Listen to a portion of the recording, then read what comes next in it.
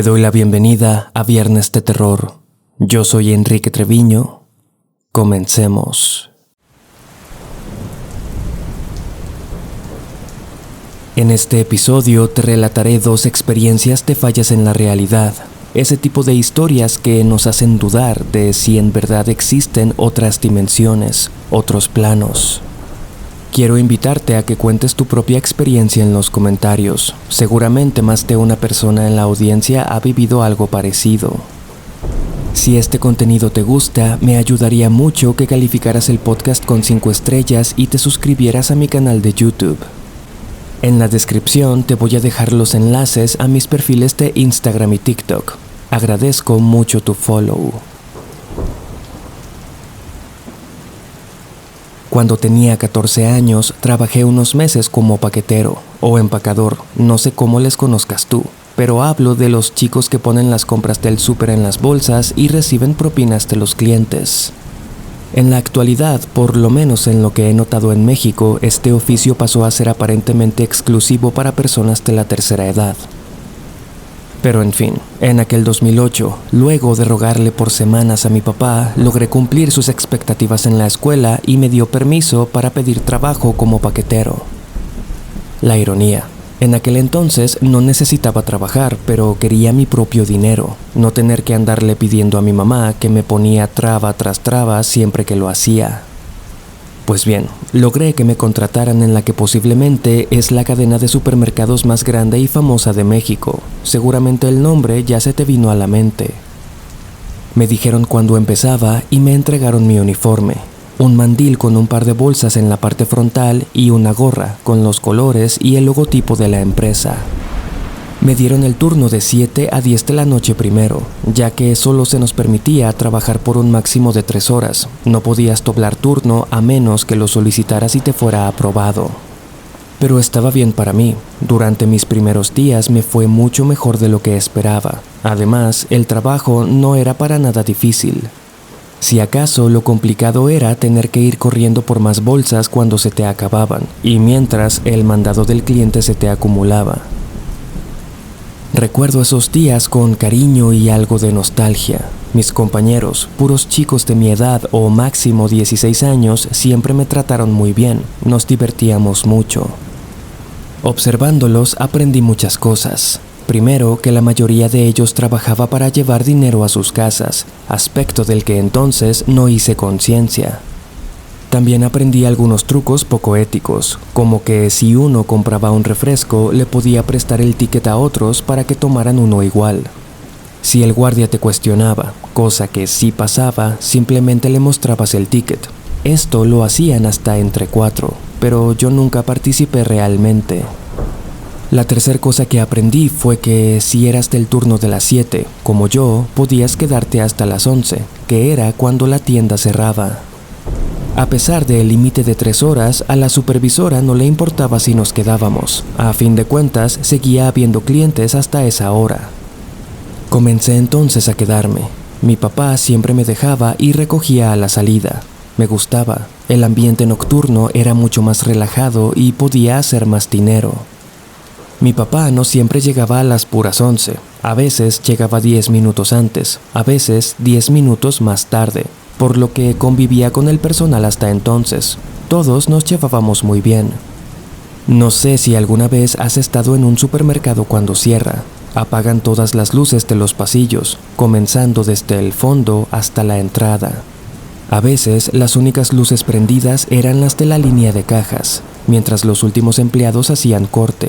Aquello le daba un toque tétrico, pero a mí me gustaba. Por lo general podía comer en casa lo que mi familia había cenado, pero era un adolescente, así que casi siempre prefería comprar comida chatarra antes de salir. Entre 10:40 y 10:45 me quitaba el mandil y corría al interior del súper para tomar una sopa instantánea, papas fritas y una bebida de chocolate. Regresaba y pagaba por ello, casi siempre como el último cliente, aunque no era el único paquetero que hacía esto. Mi papá me llevaba entonces a casa, y mientras todos ya estaban acostados, yo cenaba, con audífonos puestos, escuchando La Mano Peluda en mi celular. Aquello me encantaba. Pues bien, Recuerdo una noche de noviembre, particularmente fría. La sufrí mucho porque no había llevado mi suéter y había demasiados clientes. Esa vez solo yo, un compañero llamado Gerardo y una cajera, Aileen, fuimos los que nos quedamos hasta el cierre. Y claro, la supervisora que andaba por ahí en su oficina. Era jueves. A eso de las 10:50 me llegó un SMS de mi papá. Ya estaba en el estacionamiento, pero yo aún no compraba mi cena chatarra. Parecía que ya no había clientes. Gerardo estaba recogiendo sus cosas. Le pedí entonces a Aileen que por favor me esperara antes de hacer corte para comprar algo. Y ella me dijo, órale pues, pero rápido que ya me quiero ir. Me quité el mandil y lo fui enrollando mientras corría por los pasillos, buscando los snacks de siempre, que para mi mala suerte estaban hasta el otro extremo del súper. Una vez los tuve, desaceleré un poco, caminando deprisa hacia las cajas. Supuse que tendría tiempo ya que me pareció ver a 1 o 2 clientes más por ahí. Pero en eso, como en una película de terror, las luces comenzaron a apagarse a mis espaldas, en hilera. La penumbra estaba justo detrás de mí, como persiguiéndome. Me asustó pensar en quedarme en medio de los pasillos en plena oscuridad, así que comencé a correr de nuevo. A medio camino, de reojo, por un pasillo a mi izquierda, me pareció ver algo. Juraría que era Gerardo, reconocería su complexión donde fuera. Era un chico alto y robusto, con un caminado inconfundible. Creí ver que trotaba también en dirección a las cajas. Seguro había entrado como yo a buscar algo para comer en el último minuto. Entonces, sin pensarlo, me desvié hacia el pasillo por donde se fue para alcanzarlo y volver juntos. Con algo de suerte, pensé, le gastaría una broma asustándolo. Pero cuando llegué a ese pasillo, uno donde había herramientas, llantas y esas cosas, con ese olor potente a hule, ya no lo vi, y entonces las luces se apagaron por completo. Me detuve en seco por un par de segundos. Pude ver, a la distancia, cómo todas las lámparas se apagaban, incluidas las más lejanas, las de la línea de cajas. «Puta madre», murmuré, arrojé las cosas que llevaba para comprar a un estante y corrí tan rápido como pude. No quería quedarme encerrado toda la noche en un súper. Pasé deprisa debajo de una bicicleta de esas que cuelgan para exhibición. Una de las llantas me rozó la cabeza y me tumbó la gorra del uniforme, pero yo seguí corriendo. Tenía un sentimiento raro. No era miedo, era tristeza. Una tristeza muy aguda, fría, como la sensación de saber que jamás vas a salir de un sitio. A 3 pasillos de llegar a la caja, esta vez a mi derecha, vi de reojo una silueta. Aliviado me detuve, creyendo que había alcanzado a Gerardo. Pero aquello no era mi compañero. Estaba a unos 10 metros de mí, justo detrás de una de esas canastas enormes con liquidaciones. Era la silueta de una persona, pero no se movía. Solo estaba ahí como congelada. De alguna forma sentí que me observaba. Esa visión de veras me asustó, aunque seguro se trataba de un maniquí o un recorte mal puesto, pensé. Me dispuse entonces a reanudar mi carrera. Pero cuando volví la vista al frente, me quedé helado. No había avanzado nada. La línea de cajas, aunque oscura, seguía viéndose igual de lejana. Aquello no tenía sentido. Ya no estaba en el pasillo de las llantas tampoco. Comencé a trotar entonces y les juro que pude ver cómo la línea de cajas se alejaba. Entre más corría, más lejos se veía, como si estuviera en una banda transportadora. Me movía hacia adelante, pero parecía retroceder. Volví a detenerme. Esta vez comencé a escuchar susurros, como de personas que pasaban velozmente a mi lado y se alejaban. El miedo me invadió. Tan solo tenía 14 años y pensé, no puedo creer que vaya a morir así, en una dimensión alterna.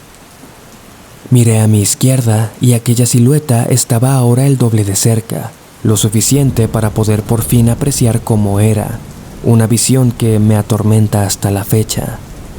Era una mujer, o bueno, eso creo. El cabello le llegaba hasta el piso, pero lo más aterrador era que no tenía piernas. O bueno, sí tenía, pero no debajo del torso donde debían estar, sino que de sus hombros se desprendían, lo que deberían ser sus brazos, un par de piernas escuálidas y huesudas, terminando en 2 pies enormes y de aspecto putrefacto. El cabello le cubría gran parte del cuerpo, pero parecía no tener nada de ropa encima. Comenzó a caminar hacia mí, tambaleándose de una forma aterradora. Corrí en dirección opuesta, bañado en lágrimas. Sentía como si algo que quería atraparme me rozara, como cabello estrellándose en mi cara conforme corría. Llegué a la zona de ropa y me oculté en uno de esos racks redondos, con la intención de recuperar algo de aliento. Entonces mi celular vibró. Era otro mensaje de mi papá. La salida está en el pasillo de congelados. Apúrate, ya se dieron cuenta de tu presencia. En esos momentos uno realmente no se pone a pensar en el poco sentido que tiene todo eso. Simplemente salí de mi escondite y corrí hacia donde me dijo. Llegué al pasillo y comencé a recorrerlo. En el refrigerador de los waffles y papas para freír pude distinguir una luz, justo al fondo. Escuché pasos detrás de mí. Aquella mujer de las piernas estaba a escasos 3 metros. Sin pensarlo me metí al refrigerador, escuchando cómo aquello intentaba alcanzarme. De repente un flashazo y me hallaba de vuelta en el mismo pasillo, pero las luces estaban encendidas. Entonces escuché una voz. «Hey, ya cerramos, hay que desalojar, mijo». Era Robert, el guardia nocturno, asegurándose de que ya no hubiera más clientes. Sin entender nada, asentí con la cabeza y me dirigí hacia la línea de cajas. Saqué mi teléfono y vi la hora. Eran las 10:57. Aquella experiencia que, según mis cálculos, habría durado cerca de media hora, resultó haber sido menos de 1 minuto. La cabeza me dolía y sentía la boca seca. ¿Que no ibas por algo para cenar?, me dijo Aileen con las manos en la cintura cuando me vio regresar sin nada más que mi mandila en las manos. Le dije que se me había quitado el hambre, que ella me iba. Ella volteó los ojos, exhaló fastidiada y se puso a hacer su corte. Salí. Afuera estaba mi papá esperándome en el carro. Cuando abrí la puerta, lo primero que noté fue que mi gorra del uniforme estaba en el asiento del copiloto. Creí haberla perdido minutos o segundos atrás cuando pasé debajo de la bicicleta. ¿Dónde estaba esto?, pregunté con demasiado asombro. ¿Cómo que dónde? Se te olvidó en la tarde que te dejé, me respondió mi papá. Revisé mi teléfono de nuevo. Aquel mensaje que había recibido de él, diciéndome cómo salir de aquella dimensión, había desaparecido. Mi mente no quiso enfrentar aquello. Creo que por miedo entré en un estado de negación, riéndome en mis adentros de lo loco que puedo estar. Mientras salíamos del estacionamiento, me recargué en la ventana, observando las casas en la oscuridad, el alumbrado público iluminando escasos rincones en una noche negra. Eso sí, durante el resto de tiempo que trabajé ahí, nunca volví a entrar a comprar nada después de las 10 de la noche.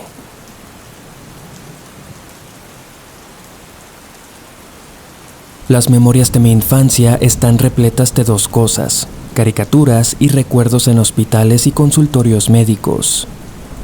Mi hermana menor y yo siempre fuimos muy enfermizos. Yo pasé varios años con una bronquitis que ningún doctor parecía poder curarme, y mi hermana con un asma, cuyas secuelas son muy visibles hasta hoy en día.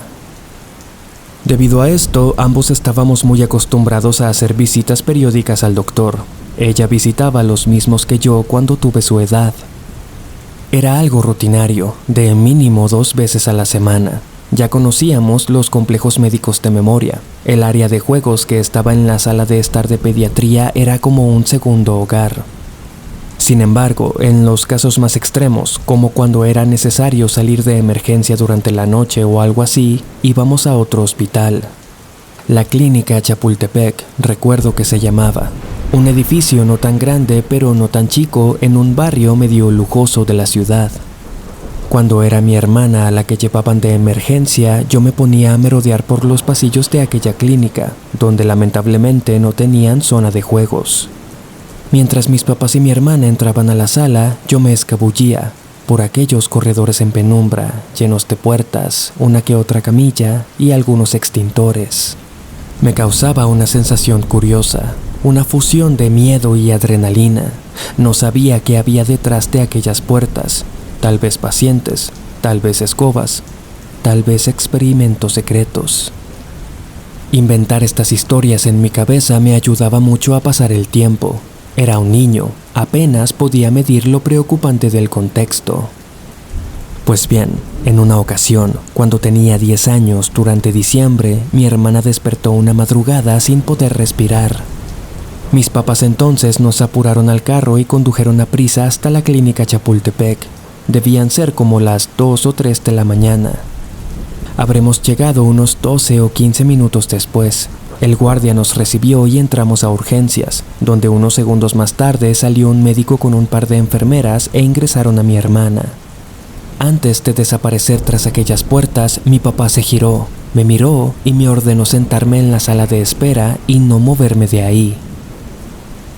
No había nadie en aquella sala, apenas unas 6 sillas pegadas a la pared. Enfrente, la recepción, con un mostrador y un cristal con una encargada indiferente sentada del otro lado. Afuera, tras las puertas de cristal corredizo, podía ver de repente al guardia que nos recibió caminar de un lado a otro. Me quedé sentado por unos minutos, pero el aburrimiento comenzó a sobrepasarme. Estaba sujetado de los bordes del asiento, moviendo las piernas con impaciencia. Miré hacia las puertas de ingreso. Ya había visto qué había del otro lado, pero esta vez, por las pequeñas ventanas cuadradas que tenían sobre las manijas, pude ver que las luces estaban apagadas. Eso me extrañó. Por lo general podías ver algunos detalles de lo que había del otro lado y siempre estaba iluminado. Fijé mi mirada en ese punto. Fue raro, como si algo me llamara desde atrás de las puertas. Comencé a pensar, ¿qué tal si mi hermana se ponía grave y moría? Yo debía estar ahí. Volteé a ver a la encargada tras el cristal. Tenía la vista agachada, seguro leyendo algo o mensajeando. Me puse de pie y, asegurándome de que nadie me viera, me escabullí por debajo del mostrador y abrí las puertas. Cuando crucé y estuve en el pasillo, un frío repentino me cayó de golpe. Realmente estaba oscuro. La única iluminación que había eran unas lámparas tenues al lado de cada puerta. No sé si fue por el cambio de iluminación, pero no reconocía nada. Ya había estado en ese corredor, pero esta vez se veía diferente, inusualmente largo. Normalmente podías ver dónde se desviaba hacia la derecha, pero ahora parecía no tener fin. Las puertas continuaban hasta donde alcanzaba la vista. Sentí un impulso extraño, como si mis piernas se movieran involuntariamente. Dieron un paso hacia adelante, luego otro. En retrospectiva, creo recordar que el ambiente se sentía como eléctrico, y las zonas iluminadas por aquellas lámparas parecían ondearse. Como cuando hace mucho calor y miras a la distancia, había cierta distorsión. Avancé. Mis pasos no hacían nada de ruido. Era como si la estática alrededor se tragara cualquier otro sonido. Había letreros en cada puerta, pero no reconocía el idioma. Eran como letras y símbolos que nunca había visto. Eso me extrañó, pero de niño no te cuestionas tanto esas cosas. Cuando pasé unas 8 o 9 puertas, escuché una voz. Al principio no entendía lo que decía, pero conforme agudizaba el oído, reconocí la voz de mi hermanita, diciendo mi nombre. Sentí un vuelco en el estómago. Aquella voz se escuchaba lastimera, como si estuviera sintiendo un dolor muy grande. Caminé más rápido siguiendo la voz. Parecía provenir de alguna de aquellas puertas. Intenté abrir algunas, pero tenían llave. Luego de un rato me detuve frente a una puerta. La voz se escuchaba justo del otro lado, y lo primero que noté es que estaba entreabierta. Pero entonces algo me detuvo. El instinto de supervivencia, supongo. Esa sensación de cuando tu sistema nervioso te dice que algo anda muy, muy mal. La voz continuaba llamándome. Me acerqué lentamente, dudando con cada paso. Intenté ver qué había del otro lado por la diminuta abertura.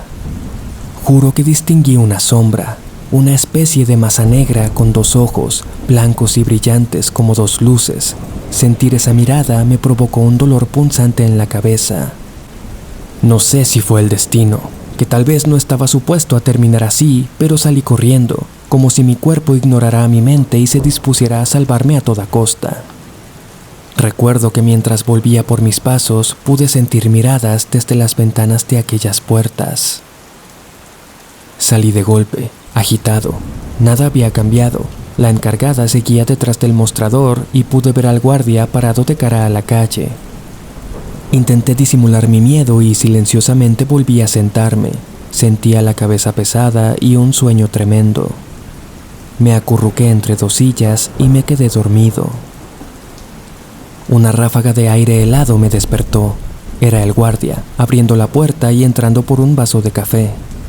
Somnoliento, me incorporé tallándome los ojos. Entonces escuché voces. 2 segundos después salían mis papás con mi hermana y el doctor. Mientras las puertas se cerraban tras ellos, me fijé. El pasillo había cambiado de nuevo.